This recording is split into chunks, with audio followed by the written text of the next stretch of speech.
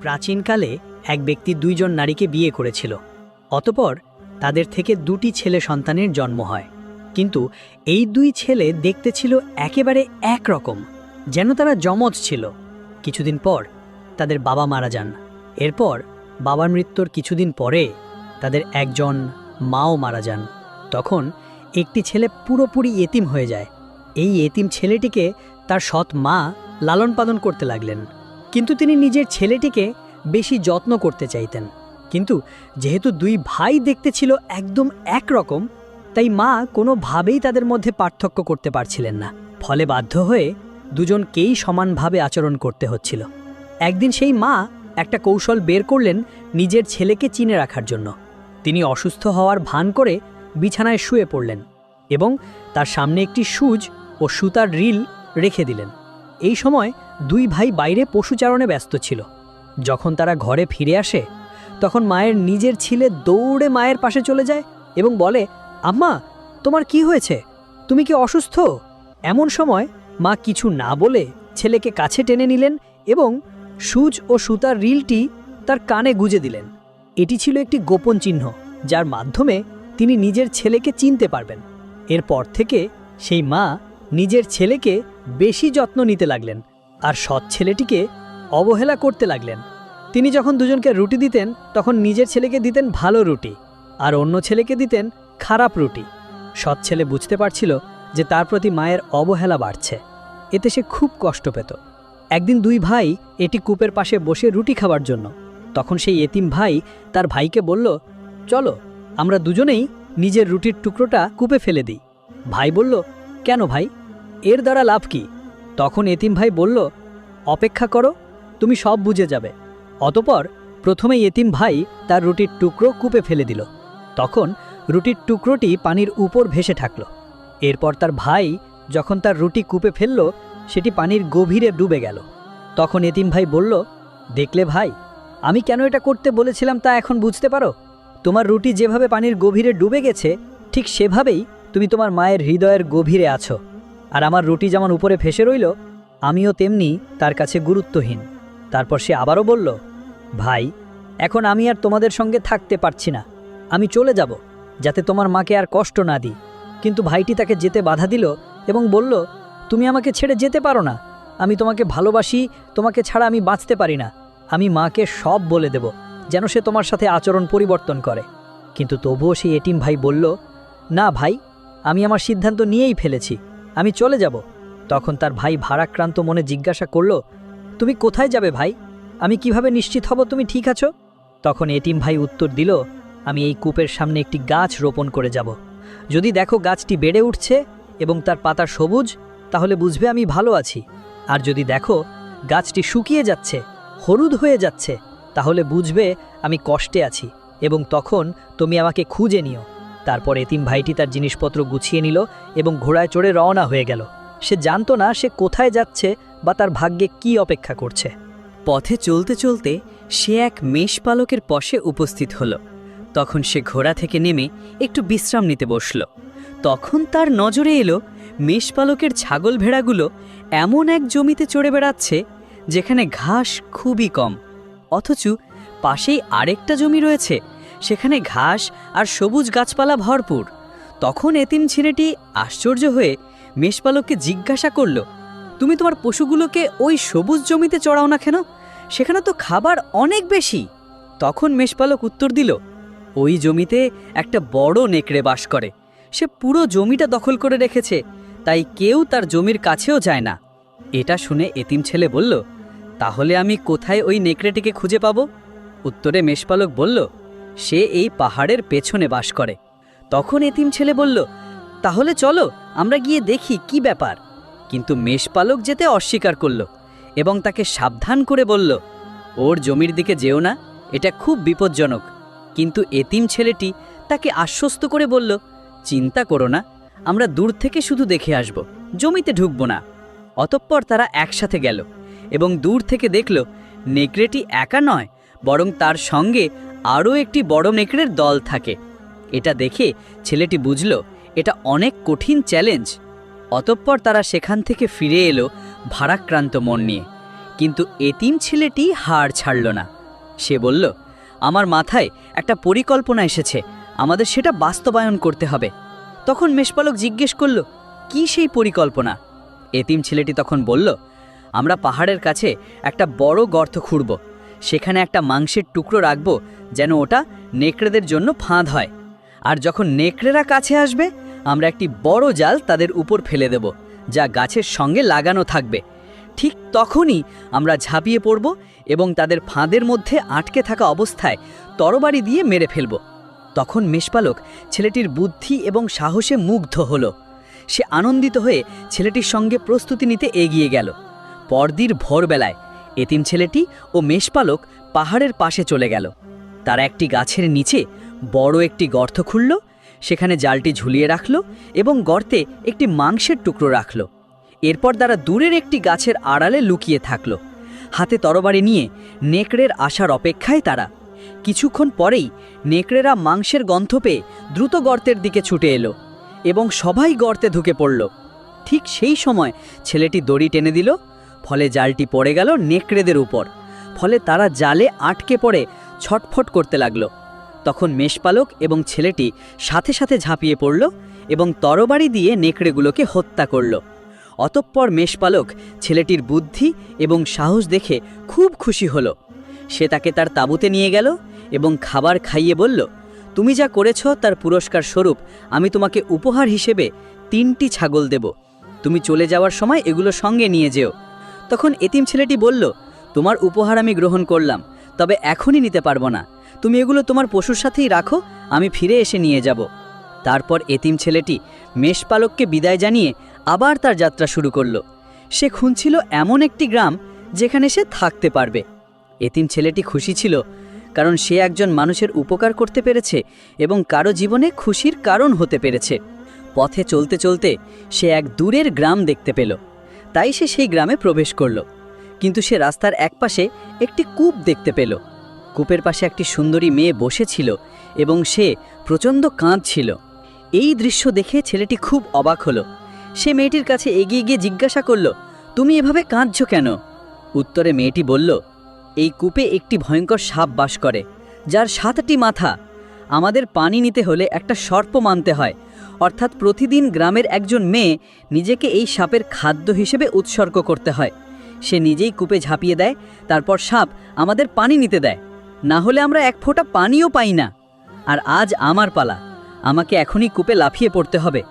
এতিম ছেলেটি তখন বিস্ময়ে জিজ্ঞাসা করল, তোমরা কেউ কি চেষ্টা করনি এই সাপটিকে মারতে? মেয়েটি তখন বলল, আমরা চেষ্টা করেছিলাম। শুরুতে এর মাথা ছিল 3টি। পুরুষরা একটা মাথা কেটে ফেললে সেখানে 2টো মাথা বের হয়ে আসে। এভাবে এখন এর 7টি মাথা হয়েছে। শুরুতে সে প্রতিদিন একটি করে ভেড়া চাইত, কিন্তু যখন মানুষ প্রথমবার সাপটিকে মারার চেষ্টা করেছিল তখন সে অত্যন্ত রেগে গিয়েছিল এবং 1 সপ্তাহের জন্য পানি বন্ধ করে দিয়েছিল। তারপর সে প্রতিদিন একটি উট দাবি করতে শুরু করে। তৃতীয়বার যখন মানুষ আবার চেষ্টা করেছিল তখন সাপের রাগ আরও বেড়ে গিয়ে সে পুরো 1 মাস পানি বন্ধ রাখে, এমনকি মানুষ প্রায় মারা যাওয়ার উপক্রম হয়। তারপর সে ঘোষণা করে, শাস্তিস্বরূপ এখন থেকে প্রতিদিন গ্রামের একটা মেয়ে তাকে উৎসর্গ করতে হবে, তবেই পানি দেয়া হবে। ওই দিন থেকে আমরা প্রতিদিন একজন করে মেয়ে পাঠাতে থাকি। আর আজ আমার পালা এসেছে। আমি এই নগরের রাজকন্যা। আমার পিতা হচ্ছেন এই শহরের ন্যায়পরায়ণ বাদশা। তিনি আদেশ দিয়েছেন আমি যেন কূপে যাই, যেমন সাধারণ পরিবারের মেয়েরা যায়, যাতে সবার প্রতি ন্যায্যতা বজায় থাকে। এটির কথা শুনে এতিম ছেলেটি খুব অবাক হলো। সে মেয়েটিকে বলল, ভয় পেও না, ইনশাআল্লাহ আমরা এর সমাধান বের করব এবং এই শহরকে এই ভয়ঙ্কর সাপের হাত থেকে মুক্ত করব। তখন মেয়েটি বলল, এর একটি সমাধান আছে, কিন্তু তা খুব কঠিন। তখন ছেলেটি বলল, বল, কি সেই সমাধান? মেয়েটি উত্তরে বলল, 7টি মাথার মধ্যে একটি আসল মাথা আছে। যদি আমরা সেটি কেটে ফেলতে পারি তাহলে সাপটি সঙ্গে সঙ্গে মারা যাবে। কিন্তু সমস্যাটা হলো, আমরা কিভাবে জানব কোনটি আসল মাথা? যদি ভুল করে অন্য কোনো মাথা কেটে ফেলি তাহলে একটার জায়গায় 2টো নতুন মাথা গজাবে, যেমন আগেও হয়েছিল। এটা শুনে ছেলেটি কিছুক্ষণ চিন্তা করল, তারপর বলল, আমার মাথায় একটি কৌশল এসেছে, যার মাধ্যমে আমরা বুঝতে পারবো কোনটি তার আসল মাথা এবং সেটা কেটে ফেলতে পারবো। তখন মেয়েটি জিজ্ঞেস করল, কি সেই কৌশল? ছেলেটি বলল, যখন সাপ খেতে যাবে তখন সে তার আসল মাথা ব্যবহার করবে। এটা জানার জন্য আমরা একটি পুতুল তৈরি করব এবং তাকে মেয়েদের মতো সাজাবো। যখন সাপ বের হবে তখন আমরা পুতুলটিকে তার সামনে ছুঁড়ে দেব। সে যখন সেটিকে খাওয়ার জন্য ঝাঁপিয়ে পড়বে তখন সে বুঝে ওঠার আগেই আমি তরবারি দিয়ে তার আসল মাথা কেটে ফেলব। মেয়েটি এই কৌশলে বিশ্বাস করল এবং ছেলেটি যা যা চাইল তা এনে দিল। ফলে কিছুক্ষণের মধ্যেই পরিকল্পনা সম্পূর্ণভাবে প্রস্তুত হলো। তারা পুতুলটি কূপের পাশে রাখল এবং সাপের বের হওয়ার অপেক্ষায় থাকল। ঠিক সময় মতো সেই সাপ বের হলো এবং পুতুলটিকে মুখে ধরল। ঠিক সেই মুহূর্তে ছেলেটি ঝাঁপিয়ে পড়ে তরবারি দিয়ে তার মাথা কেটে ফেলল। ফলে সাপটি সঙ্গে সঙ্গে মারা গেল। এই দৃশ্য দেখে মেয়েটি অত্যন্ত খুশি হলো এবং ছেলেটিকে কৃতজ্ঞতা জানিয়ে বলল, চলো আমার সঙ্গে রাজপ্রাসাদে চলো। কিন্তু ছেলেটি প্রস্তাবটি ফিরিয়ে দিয়ে বলল, তুমি তোমার প্রাসাদে ফিরে যাও, আমি এখান থেকে চলে যাব। অতঃপর মেয়েটি প্রাসাদে ফিরে গেলে লোকেরা চিৎকার করে বলতে লাগলো, এটা তো ঠিক হয়নি, রাজকন্যা পালিয়ে এসেছে, নিজেকে উৎসর্গ করেনি। লোকেরা রাজপ্রাসাদের সামনে ভিড় জমিয়ে ক্ষোভ প্রকাশ করতে লাগলো। তখন বাদশাহ বের হয়ে এসে তার কন্যাকে জিজ্ঞেস করলেন, তুমি ফিরে এসেছো কেন? তখন সে সব কিছু খুলে বলল। সাপটি মারা গেছে এবং পুরো ঘটনাটির বিবরণ দিল। মেয়ের কথা শুনে রাজা তখন আদেশ দিল, ছেলেটিকে খুঁজে বের করো এবং তাকে রাজপ্রাসাদে নিয়ে আসো। তখন প্রহরীরা চারিদিকে ছেলেটির খোঁজে বের হলো। কিছুক্ষণ পরে তারা ফিরে এসে বলল, আমরা সারা শহর খুঁজেছি, কোনো অপরিচিত কাউকে পাইনি। শুধুমাত্র একজন যুবক মসজিদের পাশে বসে আছেন, তবে তার চেহারা দেখে মনে হয় না সে একটা পিঁপড়েকেও মারতে পারে। এটা শুনে রাজা রেগে গেলেন এবং বললেন, তোমরা তাকে নিয়ে আসোনি কেন? এখনই গিয়ে নিয়ে আসো, আমার মেয়ে তাকে দেখলেই চিনে ফেলবে। অতঃপর প্রহরীরা সেই যুবককে নিয়ে এলো। সে এসে রাজার সামনে দাঁড়ালো। রাজকন্যা তখন বলল, এই ছেলেটি সেই ব্যক্তি যে অজগর সাপটিকে হত্যা করেছে। তখন রাজা বললেন, আমি তোমার বুদ্ধি ও বিচক্ষণতায় মুগ্ধ। তুমি যা করেছো তাতে আমি আনন্দিত। তুমি আমাদের শহরকে বহু বছরের এক ভয়ঙ্কর বিপদ থেকে রক্ষা করেছো, যেটা থেকে আমরা কেউই মুক্তি পেতে পারিনি। এজন্য আমরা তোমাকে যেতে দেব না। তুমি আমাদের সঙ্গেই প্রাসাদে থাকবে এবং আমি তোমার সঙ্গে আমার সেই কন্যার বিয়ে দেব যার প্রাণ তুমি রক্ষা করেছো। এই ঘোষণা শুনে যুবক এবং রাজকন্যা দুজনেই খুব খুশি হলো। মানুষও আনন্দে মেতে ওঠে, উৎসব শুরু করলো। অতঃপর যুবক রাজকন্যাকে বিয়ে করে সুখে শান্তিতে বসবাস করতে লাগলো। এদিকে তার ভাই সেই গাছটির দিকে তাকিয়ে দেখতে পেল যে গাছটি বেড়ে উঠছে, সবুজ হচ্ছে। তখন সে বুঝতে পারল তার ভাই ভালো আছে এবং জীবনে সুখে আছে। একদিন সেই এতিম যুবক শিকারে যাওয়ার প্রস্তুতি নিচ্ছিল। তখন রাজা এসে তাকে জিজ্ঞেস করলেন, তুমি কোথায় যাচ্ছ? উত্তরে যুবক বলল, আমি কাছের মরুভূমিতে শিকারে যাচ্ছি। তখন রাজা বললেন, খুব বেশি দূরে যেও না, বিশেষ করে পাহাড়ের দিকে যেও না। সেখানে এক ভয়ঙ্কর জাদুঘর বাস করে। সে পাহাড়ের চূড়ায় একটি গুহায় থাকে। কেউ তার কাছে গেলে সে তাকে জাদু করে অসুস্থ করে নেয় এবং সেই অসুখ সারানো অনেক কঠিন হয়ে যায়। যুবক তখন রাজাকে বলল, চিন্তা করবেন না, আমি সেখানে যাব না। তবে ভিতরে ভিতরে সে জাদুকরের সম্পর্কে ভাবতে লাগলো, আর তার মনে কৌতূহল জাগলো জাদুকরের আসল রূপটা জানার। সে ভাবল হয়তো রাজা অতিরঞ্জিত করছে, তার কিছু হবে না। অবশেষে সে পাহাড়ের দিকে রওনা হলো এবং গুহার সামনে গিয়ে দাঁড়ালো। তরবারি হাতে প্রস্তুত হয়ে রইল জাদুকরের বের হবার অপেক্ষায়। কিছুক্ষণ পর সেই ভয়ঙ্কর চেহারা জাদুকর গুহা থেকে বের হলো। সে দেখল এক যুবক ঘোড়ায় চড়ে হাতে তরবারি নিয়ে দাঁড়িয়ে আছে।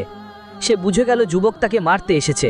যুবক তখনও ঘোড়া থেকে নামেনি, তখনই জাদুকর তার লাঠি ধরল এবং কিছু অদ্ভুত শব্দ উচ্চারণ করল। তারপর লাঠি থেকে বিদ্যুতের মতো এক ঝলক বের হয়ে ছুটে গেল যুবক ও তার ঘোড়ার দিকে। ফলে সে ঘোড়া থেকে মাটিতে পড়ে গেল এবং একদম নড়াচড়া করতে পারল না।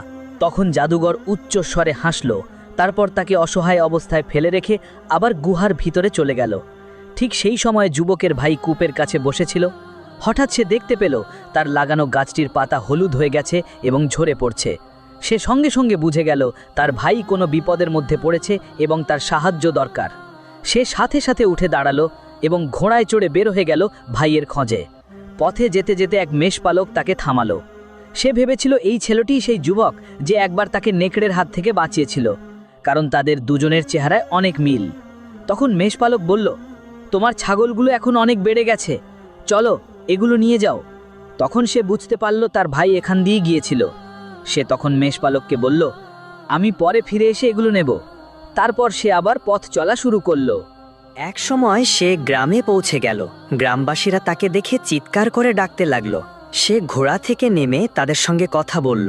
জানতে পারল তার ভাই এই গ্রামেই বাস করে এবং রাজকন্যাকে বিয়ে করেছে। সে দ্রুত রাজপ্রাসাদে ছুটে গেল এবং রাজাকে গিয়ে বলল, আমি আমার ভাইয়ের খোঁজে এসেছি। রাজা তাকে দেখে বিস্মিত হয়ে গেল, কারণ তার চেহারা ছিল তার জামাইয়ের সঙ্গে অবিকল এক। প্রথমে রাজা মনে করলেন এই সেই যুবক যে তার কন্যাকে বিয়ে করেছে। অতঃপর রাজা বললেন, তোমার ভাই শিকারে গিয়েছিল। আমি তাকে পাহাড়ের দিকে না যাওয়ার জন্য সতর্ক করেছিলাম, কিন্তু মনে হয় সে আমার কথা শোনেনি। তখন যুবক রাজাকে বলল, আমি জানি আমার ভাই ভালো নেই, আমি এখনই তাকে বাঁচাতে যাব। কিন্তু রাজা তাকে থামিয়ে দিয়ে বললেন, না বৎস, অপেক্ষা করো। তুমি একা গেলে তুমিও তার মতো জাদুর শিকার হয়ে পড়বে। আমাদের অন্য কোনো সমাধান বের করতে হবে। এরপর রাজা শহরের সেরা জ্যোতিষী ও পণ্ডিতদের ডেকে আনতে বললেন। তারা এলে রাজা পুরো ঘটনাটি খুলে বললেন এবং অনুরোধ করলেন একটি উপায় বের করার জন্য, যাতে সেই জাদুকরের হাত থেকে রাজকন্যার স্বামীকে উদ্ধার করা যায়। তখন তাদের একজন বলল, একটি উপায় আছে, তবে এটি অনেক পরিশ্রমের কাজ এবং অনেক মানুষের দরকার হবে। রাজা জিজ্ঞেস করলেন, কি সেই উপায়? উত্তরে তিনি বললেন, দূরের মরুভূমিতে একটি বিশেষ গাছ আছে। সেই গাছের শুকনো পাতা সংগ্রহ করে পাহাড়ের চারপাশে ছড়িয়ে দিয়ে আগুন ধরাতে হবে। তখন সেই পাতার ধোঁয়া পাহাড়ের দিকে উঠবে এবং এমন এক গন্ধ ছড়াবে যা জাদুকরের শক্তিকে কিছু সময়ের জন্য বন্ধ করে দেবে। তখন রাজা বললেন, ঠিক আছে, ঠিক তখনই আমরা তাকে আক্রমণ করব এবং তার জাদু ফিরে আসার আগেই তাকে হত্যা করব। অতঃপর শহরের মানুষ একত্র হলো এবং সেই বিশেষ গাছ সংগ্রহ করে পাহাড়ের দিকে রওনা হলো। তারা পাহাড় ঘিরে গাছগুলোতে আগুন ধরিয়ে দিল। এতে ধোঁয়ার গন্ধ চারদিকে ছড়িয়ে পড়ল। জাদুকর তখন গুহা থেকে বেরিয়ে এলো। সে তখন বিভ্রান্ত ছিল, কোনো কিছুর উপর মনোযোগ দিতে পারছিল না। ঠিক তখন সেই যুবক তরবারি বের করে দ্রুত ঝাঁপিয়ে পড়ল এবং জাদুকরকে হত্যা করল। এরপর সে তার ভাইয়ের কাছে গেল, দেখল সে মাটিতে পড়ে আছে, অসুস্থ ও দুর্বল অবস্থায়। তখন সে তার ভাইকে কাঁধে তুলে প্রাসাদে ফিরিয়ে নিয়ে এলো। প্রিয় বন্ধুগণ, এই গল্প থেকে শিক্ষণীয় বার্তা হচ্ছে, ভাই এমন একটি নেয়ামত যার কোনো তুলনা নেই। ভাই হচ্ছে দুঃখে সুখে সবচেয়ে বড় ভরসা। যারা আমাদের সঙ্গে গল্পের শেষ পর্যন্ত এসেছেন তারা কমেন্টে জানিয়ে দিন আপনি কোন জায়গা থেকে আমাদের ভিডিও দেখছেন। আবার দেখা হবে আগামী গল্পে। আসসালামু আলাইকুম ওয়া রাহমাতুল্লাহ।